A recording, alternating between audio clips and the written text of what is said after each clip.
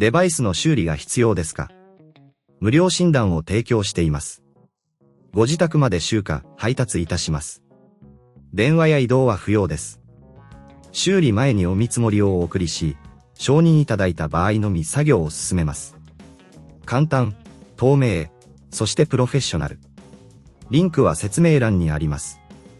Dyson DC37C のダクト清掃を始める前に、必要な工具を用意してください。主に、プラスドライバー、トルクスドライバー、ブラシ、掃除機用の布を準備します。まず、掃除機の電源を切り、コンセントからプラグを抜いてください。次に、掃除機の外装を取り外します。これは、主にプラスドライバーを使用して数本のネジを外すことで行います。ネジを外したら、外装を慎重に取り外します。内部コンポーネントへのアクセスが可能になります。内部に入ったら、ダクトの清掃を開始します。ブラシを使って、ダクト内のホコリやゴミを取り除いてください。特に、ダクトの曲がりや接合部は、詰まりやすい場所ですので、丁寧に清掃します。これが難しいと思われる場合は、ご自宅での集荷と配達サービスを提供していることを覚えておいてください。専門の技術者が自宅に来て、清掃を行うことができます。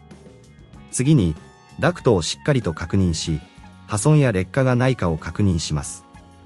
もし問題が見つかった場合は、修理前の見積もり提供を行いますので、安心してご利用いただけます。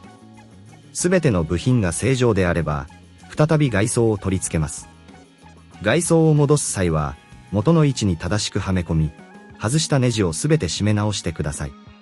最後に、掃除機を元の場所に戻し、電源を入れてテストします。正常に動作することを確認してください。もし異常があれば、電話不要、移動不要で専門のサポートを受けることができます。これで Dyson DC37C のダクト清掃は完了です。デバイスの修理が必要ですか？無料診断を提供しています。ご自宅まで集荷、配達いたします。電話や移動は不要です。修理前にお見積もりをお送りし、承認いただいた場合のみ作業を進めます。簡単、透明、そしてプロフェッショナル。リンクは説明欄にあります。